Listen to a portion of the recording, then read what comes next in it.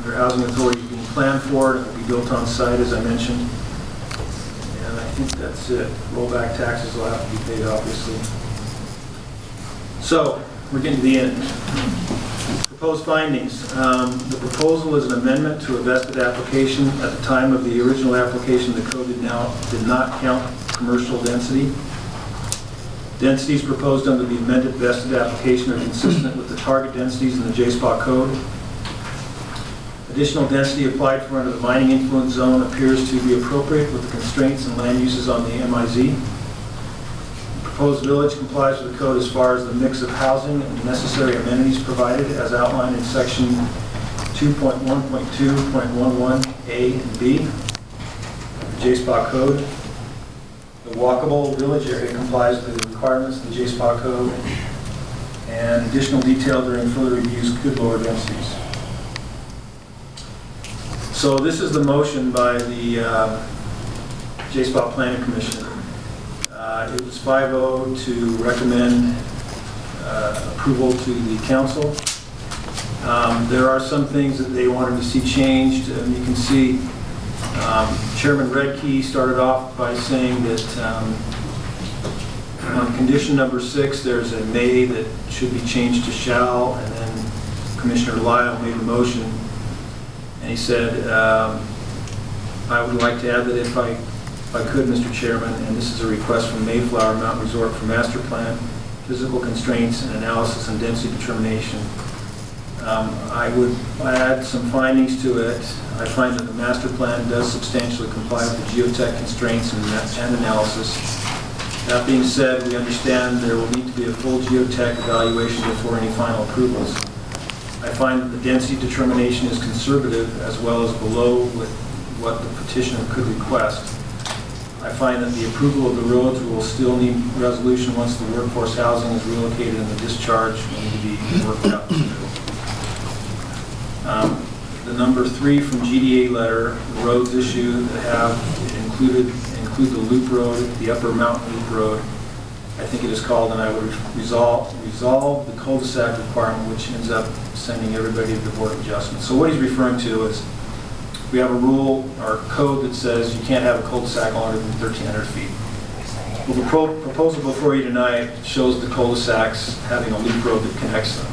So the proposal before you tonight, as far as that's concerned, complies with the code.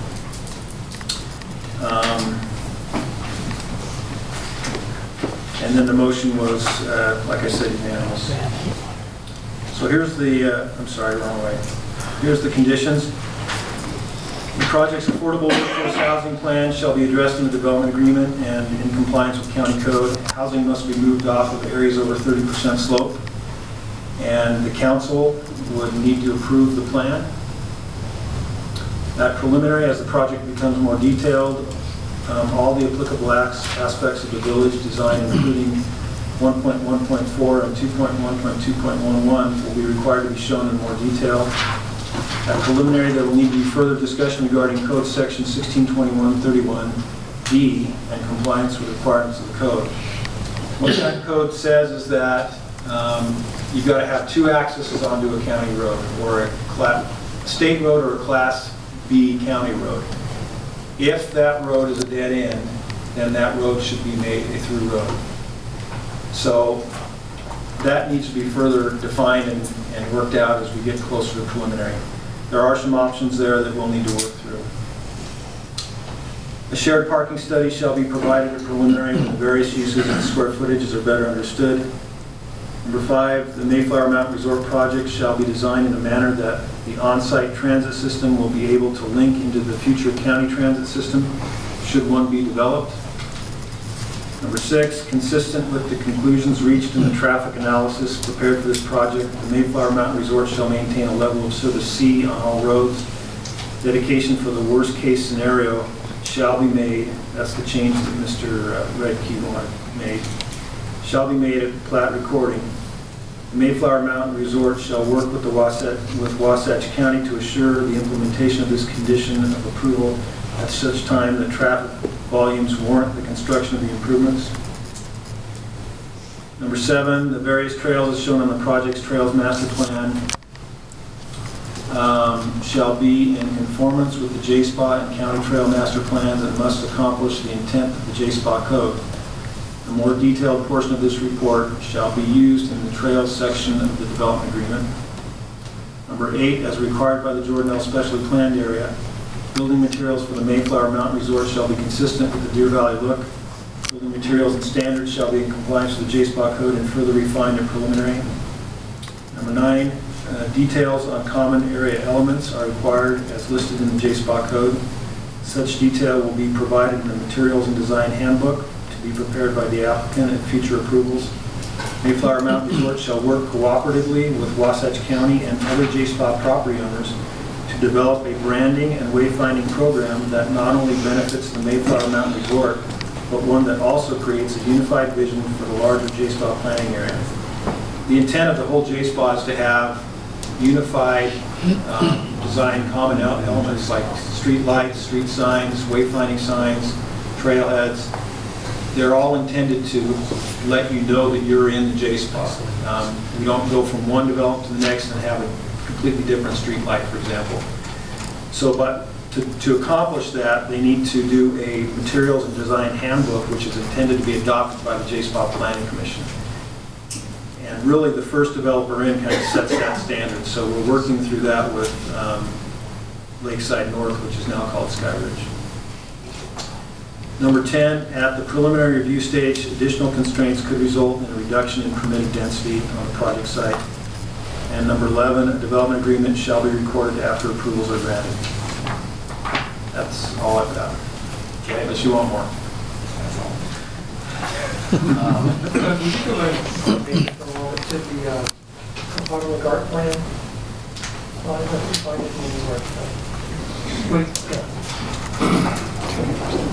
You like this one, right? I didn't notice that one. I was looking at the round column. It looks very good. Round column.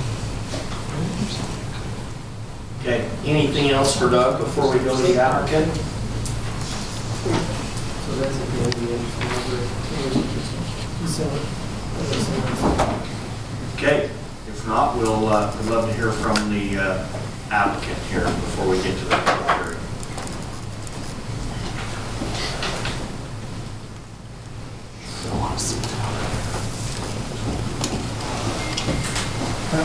Where is that? I'm guessing Oregon, I'm not sure. It's not one of my pictures. I went over water.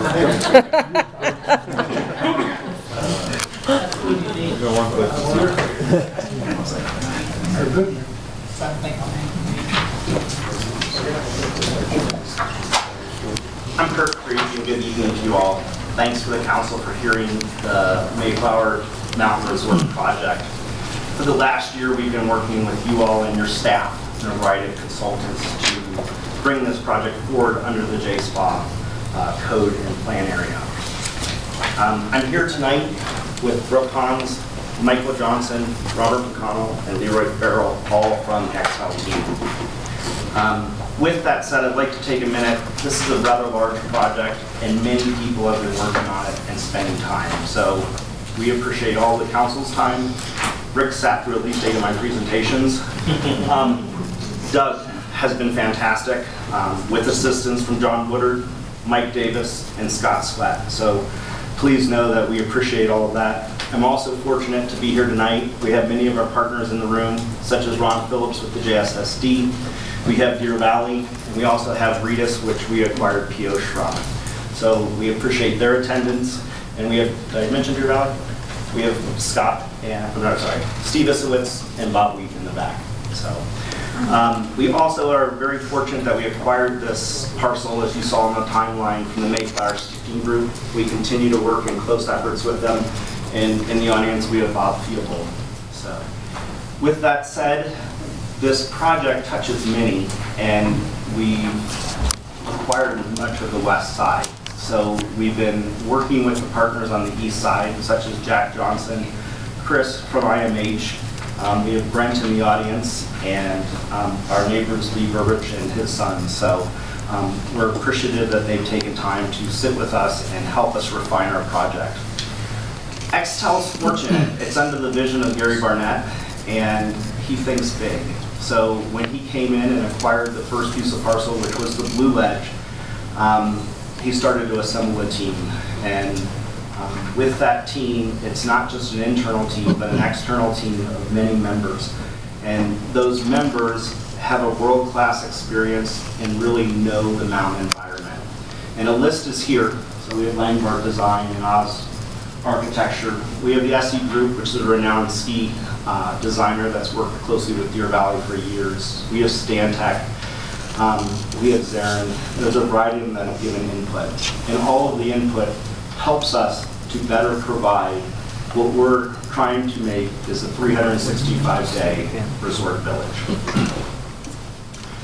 Tonight, BLXN Mayflower, which is an entity of Extell and is actually holding the majority of the land, is requesting the Wasatch County Council approve the following, which is the master plan and the master plan amendment. So to be clear, an amendment plan was turned in 2015.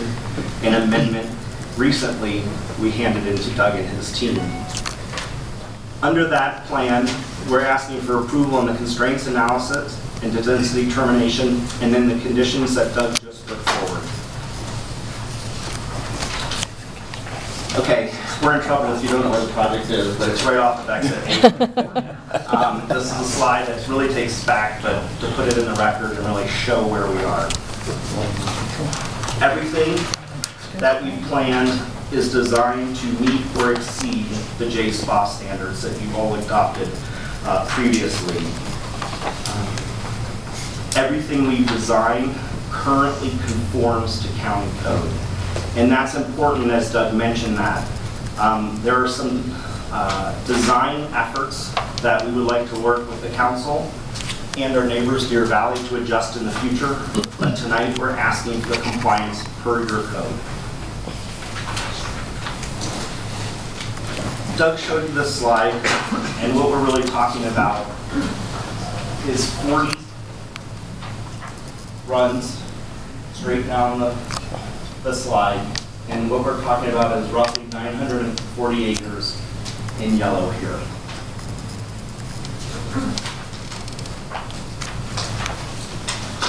We've worked with our consultants to create a village that is year-round. We want everything from alpine skiing to Nordic skiing to skateboarding to concerts to retail.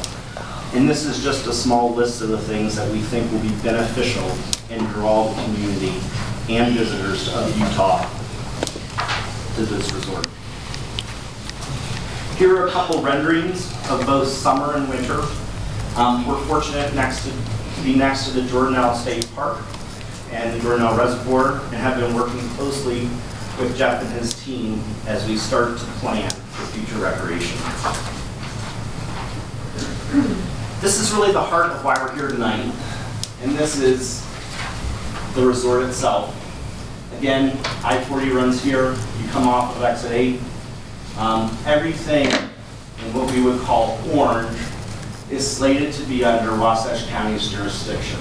And you come in through the access roads, a village core that's in with the ski beach, and then heading up to Deer Valley. What you have here is an outskirt of homes, and then an infill of condominiums and townhomes. This pink is the MRF, as Doug referred to it. That's a military recreation facility, or also known as a military wellness facility. That pink parcel is slated to be donated to MITA, and then MITA will take a portion of it and donate it to the United States Air Force.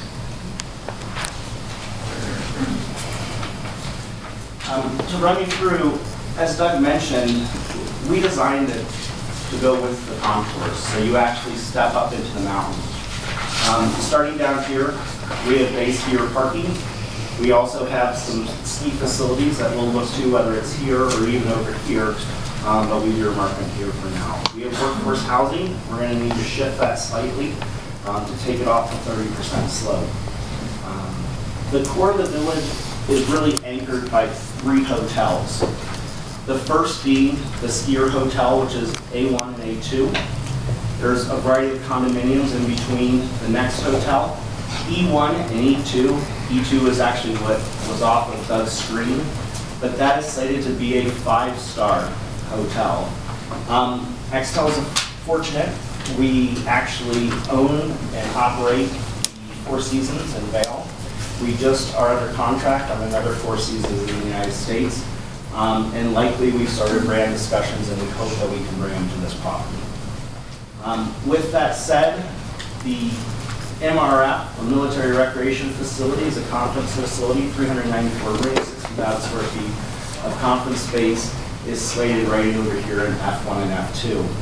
The village core, as Doug reflected for you all, is right here in the center and then winds down. Currently in the plans, the buildings J1, G1, G2, H, R2, and J do not have commercial components in it, but they're actually designed to a much lower standard.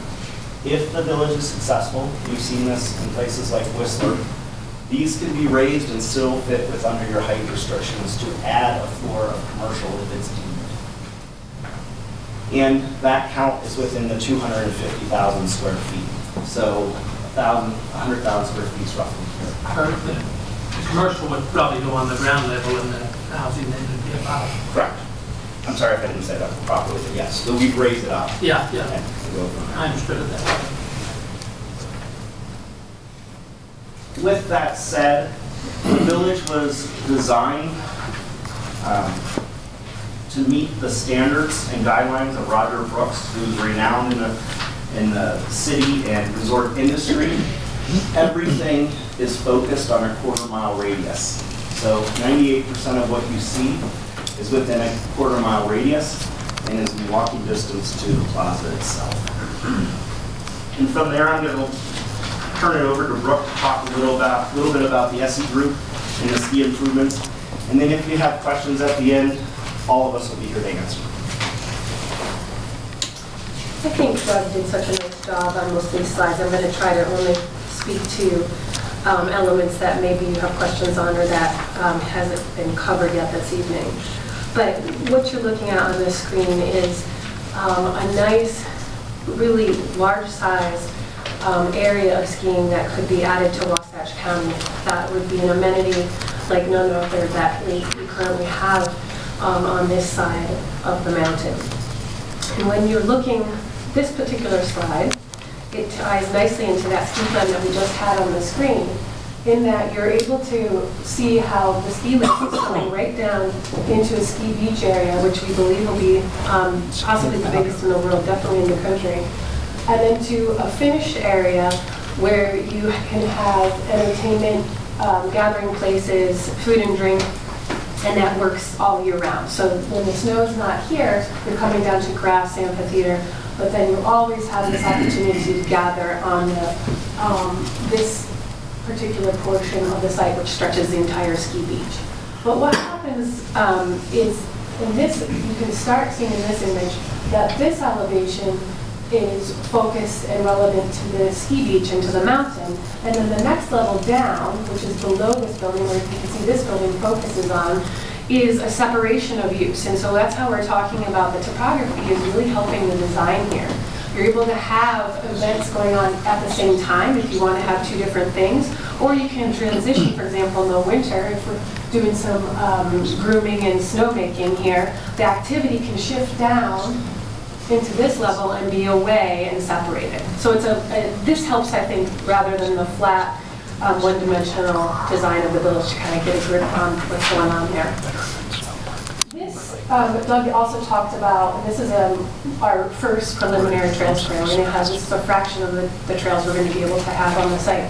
But what's great about this plan is it shows how you're going to be able to come in, and I personally like to do loops if I'm going to go out for a hike or a walk or a bike ride. I don't necessarily always want to do an out and back. And so we've started to begin to develop all sorts of different lengths of loops for different variety of ability levels. And you're a person with a stroller, maybe you're sticking to the blue because you're pushing on pavement.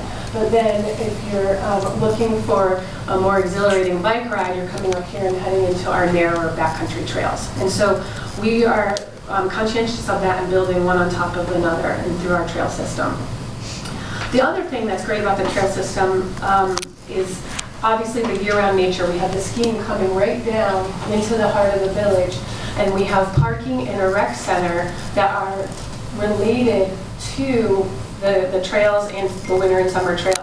So you essentially have a very large trailhead here next to our rec center that can have bathrooms and facilities, food that people may want before they head out onto their out and back or their loop trail, right? And then in the winter, also all of these things are tied together. And we've purposely designed different, you can see the different circles of types of uses that are drawing people to various parts of the site for recreation. I think Kurt did a good job, and so did Doug, kind of hitting this home in terms of the density and how it's divided out. So I'm going to speed through that to the next slide. And this is not a test, but I have two slides next to each other. Doug did have these slides in his presentation, but they aren't next to each other. Like I put them here so that you can see on the left-hand side, this is how the JSPA contemplated the design that kind of ignores the benefits of the topography and how the JSPA requires you to have this interconnected walkable village. And so what we have done is taken these same, I mean the core is essentially in the same place, right, where the high density is.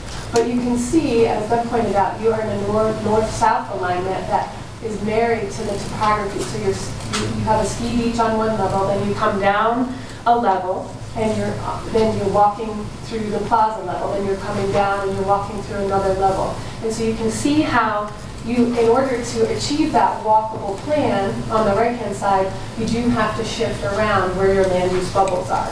And so we've also taken them down lower and put them and condensed them instead of having high and medium, putting a smaller high density all in one spot. In 2015, when the project was submitted to Wasatch County, there were numerous studies and pieces of work that really were important for us to build upon, because they set the groundwork and established that the project met the constraints analysis. But I can say that we have been very busy and have done additional studies that many aren't even required. One of the ones I'd like to point out is the shadow study, which by moving the village into that north-south orientation, it allows light to come into the village along the streets and along the buildings through most of the day, so that you don't have the icy street snow buildup on the roads, and that people are going to be able to find pockets that are full of sun, especially in the winter, rather than having shadows. Of course, we're going to have shadows throughout the village, but the way that it's been aligned provides for a lot more sun throughout the day. The process has also included water, sewer, master plans, and road analysis. We've had the opportunity to work with Hales Engineering, who did Wasatch County's analysis of the region, and so that analysis could be apples to apples with the density that was proposed for this project. We utilized them to look at the density which had been reduced from the 2015 application to make sure that obviously these roads worked, but also that the frontage road and our main entrance works, because if that doesn't work, we're in a world of hurt. And so that was completed and decreased this frontage road right here from 5 lanes to 3. And that was a big relief on our part. We thought that fit better into the nature of where we were going with the project. Is that, Oh, sorry, yes. that lower end right down there on the blue, is that the portal? Is that, no, move up to the blue, right there. No, so the existing tunnel is right there. I think I'm not showing too much right there. But the future potential portal, I don't know if it's planned to go right there, or I think it's a little bit That's further what I south. knew the other one's further out, but Yes. I wanted to look at that tied into that portal. Well, right now it's right in here, and so it's actually kind of good because it's in between the two. But I think there's an opportunity to either go in that same location or potentially go somewhere further down here in this area. So with that, we also obviously did the water analyses, the sewer, and as Kurt and I believe Doug both covered, we had a sewer letter from 2015 which demonstrated that we had enough water. Then we got another one in December 2017, and just to be sure, we got to another one this month, actually, earlier this month. So we have demonstrated the water works with the project as we have it proposed. And with that, I'm going to turn over to Michael Johnson.